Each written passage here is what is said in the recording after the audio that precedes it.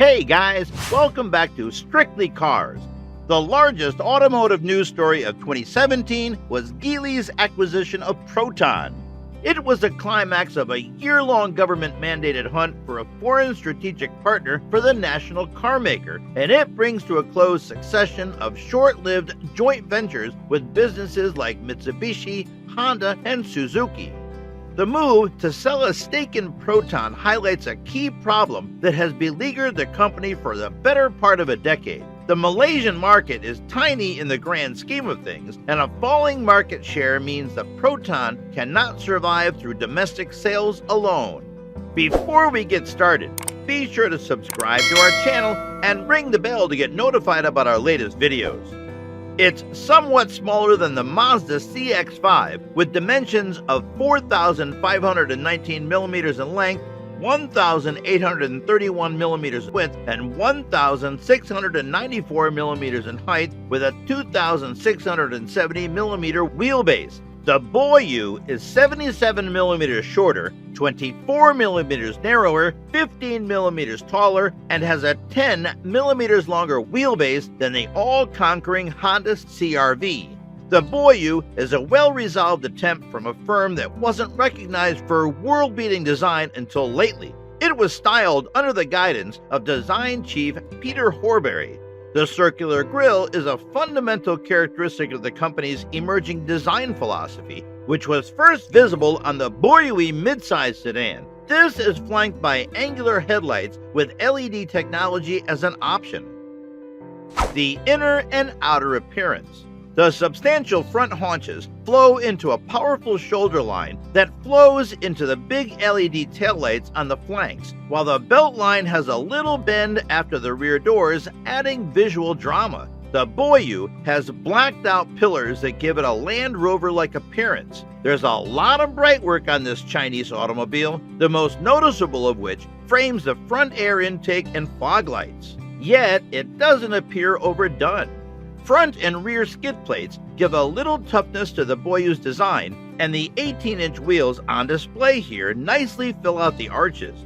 On the outside, it's attractive, but we've seen lots of attractive vehicles from Chinese automakers before. In the past, they've struggled to create an interior that isn't shoddily conceived or made with flimsy, fragile materials. Thankfully, the Boyue avoids most of these blunders.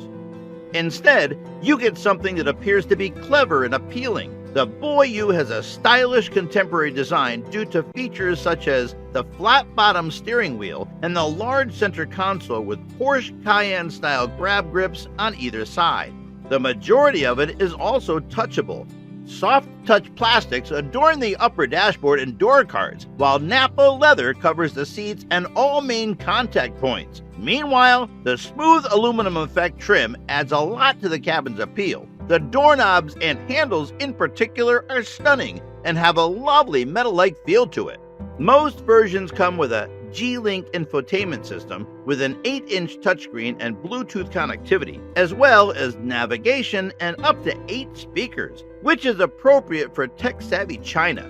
The G Netlink device, which includes 3G connectivity, a dedicated SIM card slot, a Wi-Fi hotspot, and Apple CarPlay compatibility, comes standard on the top-of-the-line models. The system also has voice control, and while it only recognizes Mandarin at the moment, it appears to be a very comprehensive Siri-style system. Safety features: dual airbags, ABS with EBD and braking assist, stability control, and auto brake hold are all standard safety features, with hill descent control and up to 6 airbags available as options. The high-end vehicles come with automated emergency braking, active cruise control, lane departure warning, and auto high beam, which are all extremely impressive, but whether the Proton version will get all these functions is unknown. Engine. The Boyue is offered in China with 2 engines, the first of which is a 2.0-liter naturally aspirated 4-cylinder petrol engine that produces 139 horsepower at 4,000 RPM and 178 Nm between 4,000 and 4,500 RPM. Only a 6-speed manual transmission and front-wheel drive are available with this engine. A 1.8-liter turbocharged direct injected engine produces 161 horsepower at 5,500 RPM and 250 Newton meter between 1,500 and 4,500 RPM. That's with the manual transmission. Upgrade to the 6-speed automatic and you'll get 181 horsepower and 285 Newton meter, as well as the option of all-wheel drive. Other markets will get a 2.4-liter naturally aspirated engine with 153 horsepower and 225 Newton meter mated to an automatic transmission. Driving test.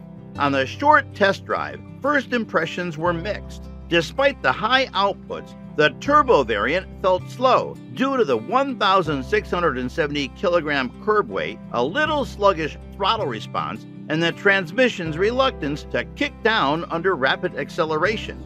The sport option didn't help much in terms of speeding up the game, but where the engine fell short in terms of relative speed, it made up for in other ways.